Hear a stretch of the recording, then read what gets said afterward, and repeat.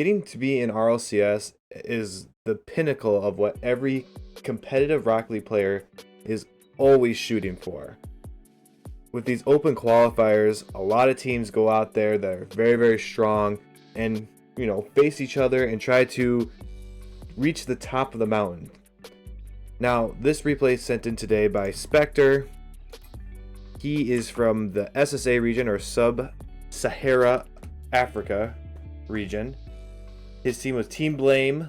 They ended up placing 30th, but I think there was a lot of teams that tied for 30th and a lot of teams that tied for 17th, so this isn't completely accurate, but they're a very, very, very good team. They did very well in their region. This is their team roster. This is their team name. The game that we are going to be looking at is against their match in the losers round 2 on day 2, and we're going to be looking at this game 3 here against the Royal Aces. So very, very high level stuff. Very, very excited to get into this and let us all just kind of see what it takes to even, get to a day 2, play a few matches, beat a very, very high level players. Everybody in this lobby is an SSL essentially, so we're going to see some very, very high level gameplay. Starting off really quick, really hot here with it seems to be a setup on a kickoff, right? So this is game 3. They've already played 2 matches against each other, and so they probably already know each other's playstyles fairly well. So there's looks like they're switching things up, going for a certain kickoff here to try to take possession early. Good play from Spectre, try to get that off the top of the backboard, but you'll see that this ball moves fast. Everybody's moving fast. Good touch, and just look at the spacing here for the blue side here. Very dominant spacing. We're actually going to take a look at Adele here.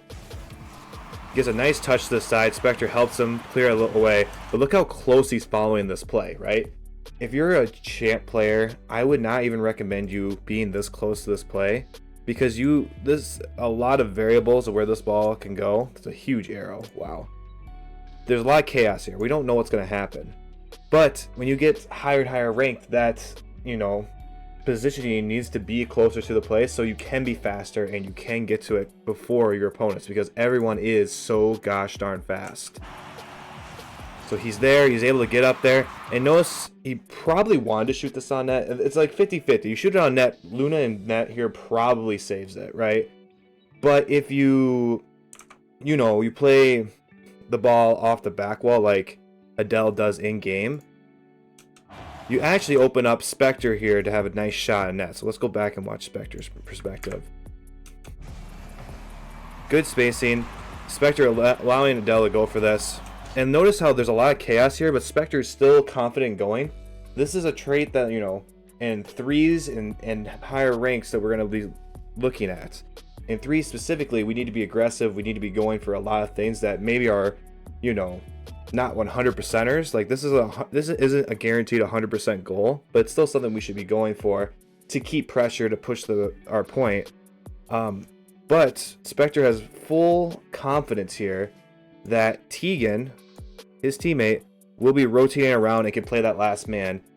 And even Adele, after passing this, will find a way to rotate back around, and that he's free to go for this. This is something we're not going to see at Champ and below, right? We aren't going to be able to trust our teammates to do exactly what these guys are about to do here. And maybe plays like this are a little bit more risky, because now you are the last one back. If these guys take forever to recover and get back, Orange side is going to have a huge counterattack. No one's going to be back in time at all. But these guys do have that layer of trust, and Spectre is able to play it underneath everybody and get a really nice goal to start off. Now, I watched this replay right beforehand, and this game is basically broken up into 2 halves. And the first half is a dominant performance here from Team Blame, and the second half is them playing on the back foot a little bit more, and it kind of reflects in how you can see down below how the goals end up getting scored here. So let's go back and let's watch Adele here, because he's the one who ends up hitting this. So awkward, right? Has a little bit of a mistouch. It looks like he's trying to play it to Tegan, which is fine. We, in general, we want to find our teammates for clears. I would say maybe even dribbling this would be a better option, or finding a way to take a touch, flick it immediately.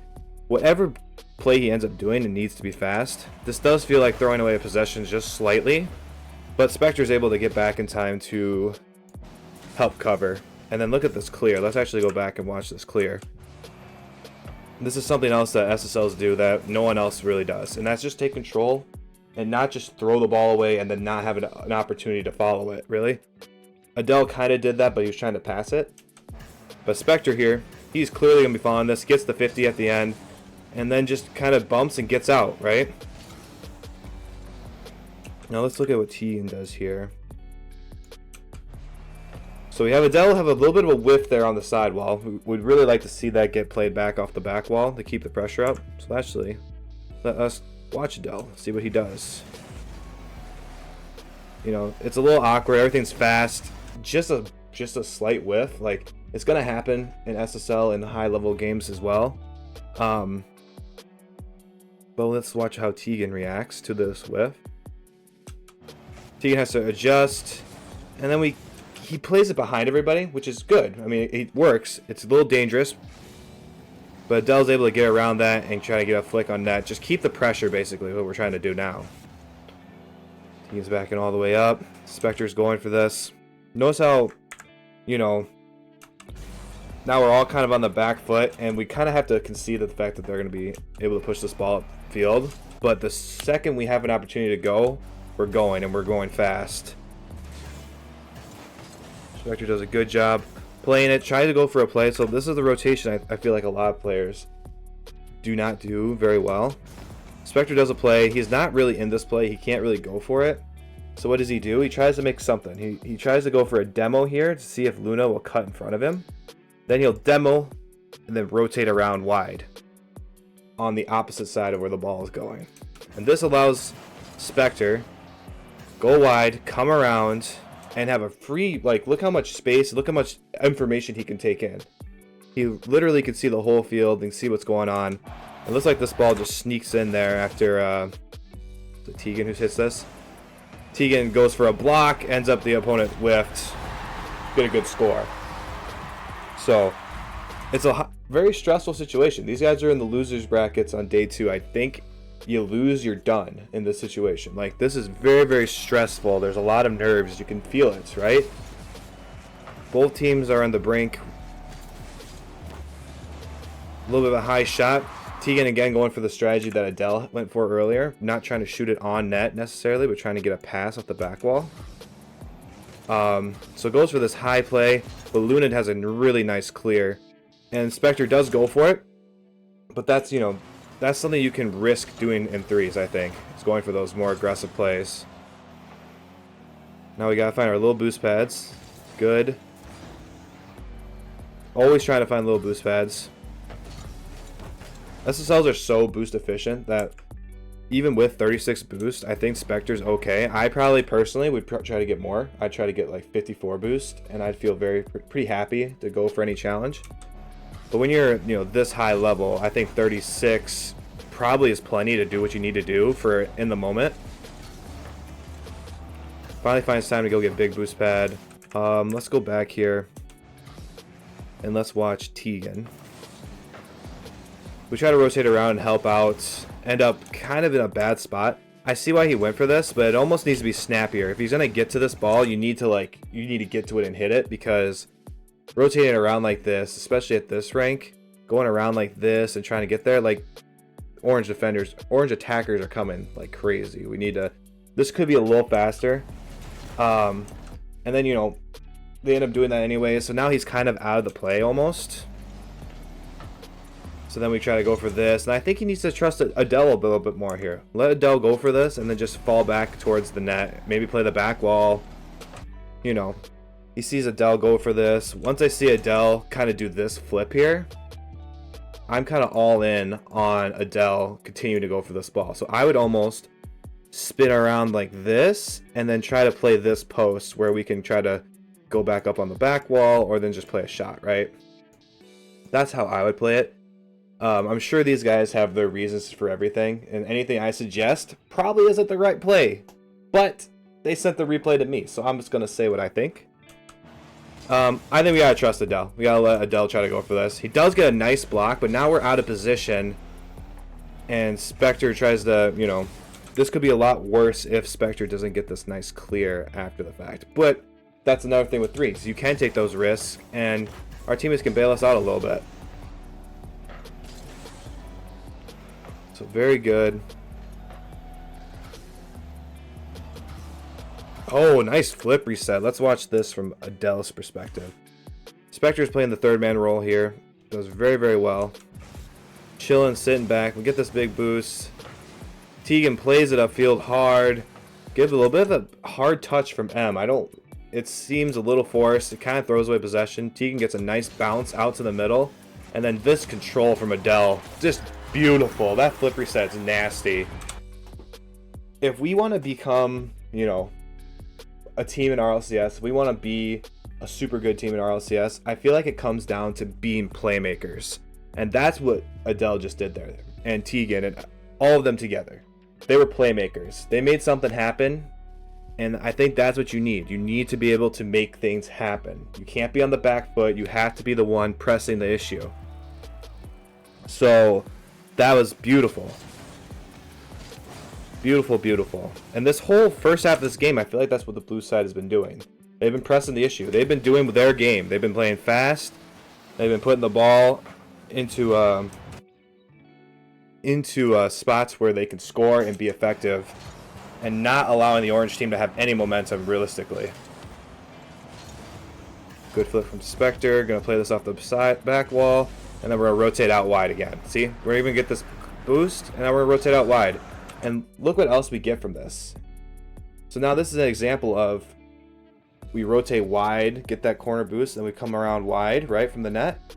And then we just simply transition into back post defense after the other side just transitions to offense, right? It's a super easy transition back over into defense.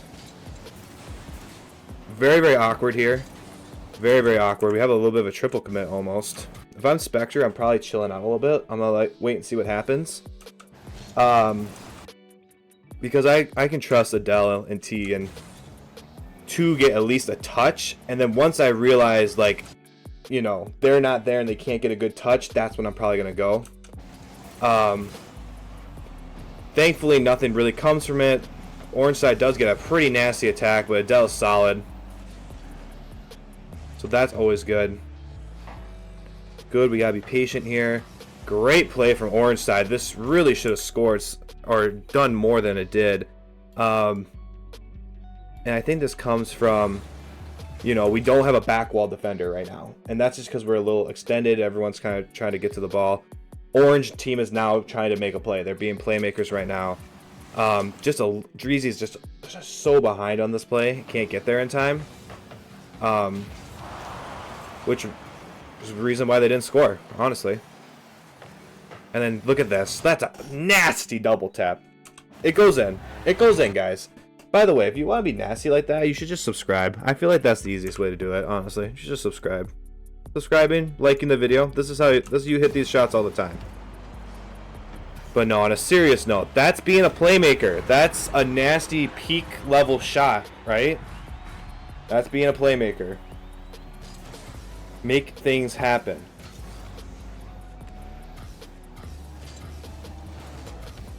Beautiful play off the back wall. Still in a spot where you can pressure and get 50s. And then Adele, basically Spectre just 1v3'd everybody and gave a free goal up to Adele or Tegan. I don't know who actually ended up scoring that, but very, very solid. Not giving up possession. And I would say right around here is when we start going downhill a little bit. We are up 5-0, but this is when I can probably give the most advice from these moments. It's just a lot of people hanging around the ball and not touching it, right? Adele whiffs, unfortunately. Tegan also is kind of the front post guy, but he can't get to the ball because it's moving too fast. And then Luna absolutely destroys Spectre in the net, getting this easy goal.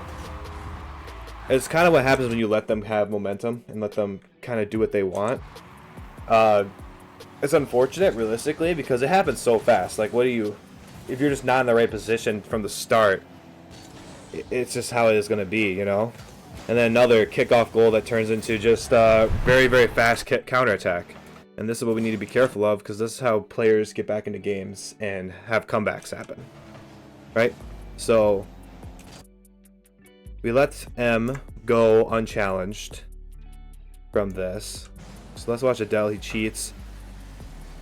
M gets this touch. It's tough. I mean, he has no way to go. Tegan ends up going, isn't there in time. Dreezy gets a nice double to get this pass, and yeah, no one can get to the ball in time. Realistically, it's probably it's a rip. You can't really do much about it, but you have to. There has to be someone who finds a way to get to that ball and stop it, whether it be Tegan with that challenge from the other side or somehow Adele protecting it better. Maybe let's go back actually.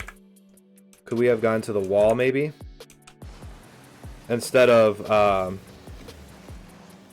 kind of staying low like we are, maybe have Adele come up the wall. And now this is the wall. He's on the wall, ready to play this in a better spot versus staying on the ground and trying to, I guess, cut the ball off that way. It seems like going to the back wall would have been a much better defensive strategy.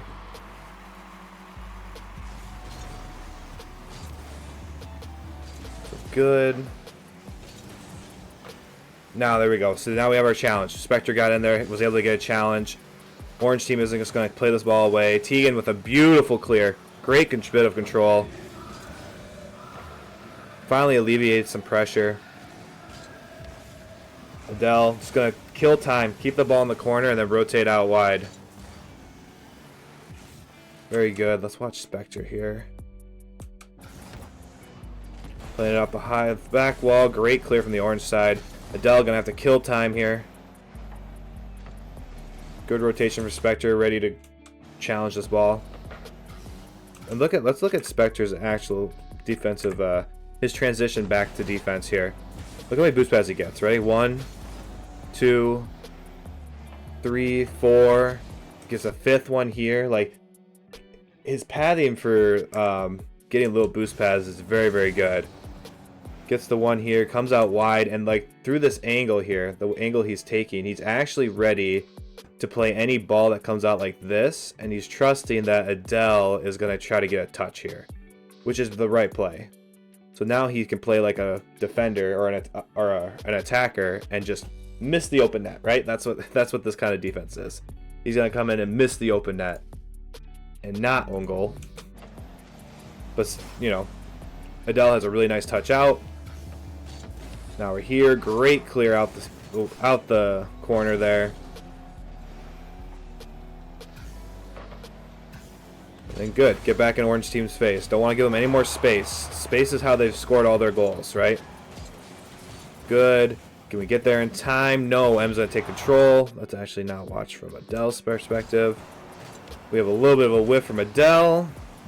They're having too many touches consecutively, and they end up giving a really nice goal here, right? So let's watch it from Tegan's perspective. I think Tegan gets the best view of this. So we're playing back. We have a miss from Adele. It's kind of forcing Tegan to play passively. And there's not much you can do there. It's just such a solid play.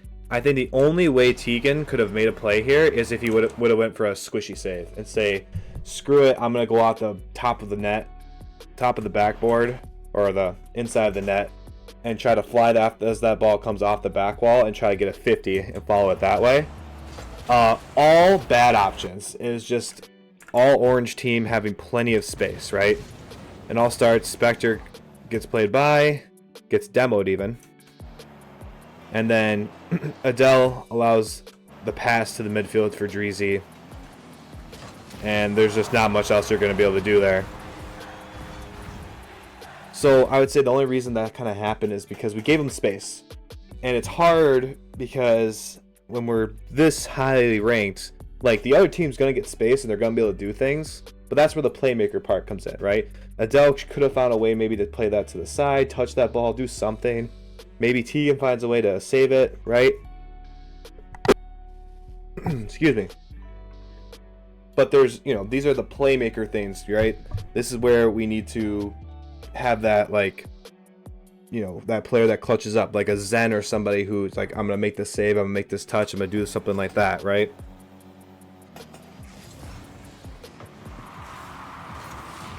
Good demo. Good challenge from the orange side. They're not giving up yet. They really are trying to keep this alive here. Good clear. That's gonna kill a lot of time, but also gives space to the orange side, right? Bit of a double commit, but it's gonna work out. Luna's gonna play it off the back wall. Good back wall defense. I think this is something we haven't seen from these guys a lot. Just a good touch off the back wall. I think we had the example with Adele not going on there, and it was a little awkward. So now everything is calming down a little bit more. And we're going to kind of wind this game down. Have a couple more offensive opportunities, but nothing crazy. It's going to be a bunch of 50s and challenges that don't really go anyone's way. Very clutch save from Adele at the end to not let them, you know, completely back into the game. And that's how it ends. So I like to think that once we get to SSL and like this RLCS type of play, it really comes down to strategy. And we saw the strategy of orange teams shift dramatically in this second part of the game. We saw blue side have a little bit more trouble, I would say, protecting the back wall. So right here, we are giving up, you know, the back wall, the backboard, not ready to get challenges off of that, and allowing them to have some easy shots. Specifically this one, letting them go off high off the back wall and trying to play the save kind of off on the ground. It's just so difficult. And that's how orange team got a lot of their goals. But what do we see towards the end? We see an adjustment from the blue side where the back wall does get defended way more. And it's almost like an emphasis on like the back wall is not free anymore. I think these adjustments are good. These are the adjustments that a lot of pro level teams have, right? Like this touch off the back wall. They're not letting them have it off the back wall. Adele's not on the back wall, right? So I think that was one of the bigger differences towards when they were scoring a lot and when they weren't, is that back wall defense and how much, you know, pressure you're allowing them to get off that back wall. Overall, though, I mean, these guys are awesome. These guys are really, really good. If you're gonna go to day 2 and, you know, win a few games like these guys did, that's not easy, you know. So hats off to these guys. Hoping they said their goal was to be top 8 in SSA. So, you know, there's more open qualifiers this season. So if you guys are watching any SSA games, look out for Team Blame, or I think they're gonna be using a different name possibly. I think Spectre will probably leave it in the comments or say it in my Discord. But overall, yeah, thank you guys for sending this replay. I think this is such a helpful, interesting, fun replay to look at because, you know, it is so high level and there is so much information we can take from it. It kind of shows that, like, once we get to the professional level of something, it comes down to, you know, not as much fundamentals as much as like strategy, right? Back wall defense being more of a key thing. We can't let them have the back wall. They like the back wall. You know, adjusting to your opponents and what they like to do, and still finding ways to do what you like to do and adjusting it so that you can keep playing your type of game, right? So overall, really fun game. Hopefully everyone has found value from this. And yeah, if you want to replay analyzed, you should head to my Discord, link in the description. I do everyone's first replay for free, and then if you do want a second one, I do ask that you subscribe on Twitch. So besides that, yeah, also Discord, great place, a lot of great people, a lot of good coaching opportunities, a lot of people who are very, very helpful on there. Thank you guys all so much for watching, and I'll see you in the next one. Bye bye.